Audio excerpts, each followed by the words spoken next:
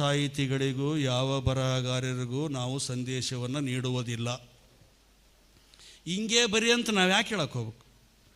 ಅವನಿಗೆ ಸೃಜನಶೀಲತೆ ಇರ್ತದೆ, ಅವನಿಗೆ ಸ್ವತಂತ್ರ ಇರ್ತದೆ, ಅಭಿವ್ಯಕ್ತಿಯ ವಿಚಾರ ಇರ್ತದೆ, ತಾನು ತಿಳಿದಂಗೆ ಬರಿತಾನೆ. ಆದರೆ ಸಮಾಜಕ್ಕೆ ಭಂಗ ತರುವ ಸಾಹಿತ್ಯ ಬರೆದ್ರೆ ಹಿಂಗೆ ಬರಿಬಾರ್ದಾಗಿತ್ತಂತ ಹೇಳ್ಬೇಕು. ಸಮಾಜಕ್ಕೆ ಭಂಗ ತರಬಾರ್ದು ಯಾವ ಸಾಹಿತ್ಯನೂ. ಸಮಾಜಮುಖಿಯಾಗಿ ಕೆಲಸ ಮಾಡಬೇಕು.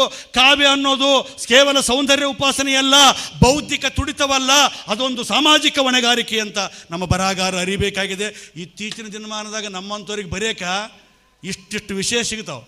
ಯಾವ ವಿಷಯದ ಬಗ್ಗೆ ಬರೀಬೇಕು ಗೊತ್ತಿಲ್ಲ. ಕೇಳಿಬಿಡಿ, ಇಲ್ಲಿ ಪ್ರಸ್ತುತ ದಿನಮಾನಗಳಲ್ಲಿ ನಿತ್ಯ ನಡೆಯುತ್ತಿರುವ ಶೋಷಣೆ, ಹೆಣ್ಣಿನ ಮೇಲೆ ಆಗುವ ಅತ್ಯಾಚಾರ, ಬಡವರ ಜೀವ ಹಿಂಡುವ ಭ್ರಷ್ಟಾಚಾರ, ಮಾನವ ತಾರತಮ್ಯಗಳ ವಿರುದ್ಧ ಧ್ವನಿ ಎತ್ತಬೇಕಾಗಿದೆ. ತಂದೆ ತಾಯಿಗಳ ಸೇವೆ, ಮಕ್ಕಳ ಆರೈಕೆ, ಸಂಸಾರದ ಸಂವರ್ಧನೆಗೆ ಬೇಕಾದ ಒಲವಿನ ಹಂಬಲ, ಉತ್ತಮ ಬಾಂಧವ್ಯದ ಬಾಳು ಉಳಿಸಿ ಬೆಳೆಸುವ ಬರಹ ಇಂದಿನ ಅಗತ್ಯವಾಗಿದೆ. ನಮ್ಮ ಯುವಕ ಯುವತಿಯರು ಇದನ್ನು ಮನಗಂಡು ನಮ್ಮ ಮಾನವೀಯ ನೆಲದ ಹಿರಿಯ ಬರಹಗಾರರು ಶ್ರೀಮಂತ ಪರಂಪರೆಯನ್ನು ಬಿಟ್ಟು ಹೋಗಿದ್ದಾರೆ. ಅಂತಹ ಶ್ರೀಮಂತ ಪರಂಪರೆಯನ್ನು ಮುಂದುವರಿಸುವಂಥ ಕೆಲಸ ನಮ್ಮಲ್ಲಿ ಬೆಳೆಯಬೇಕಾಗಿದೆ.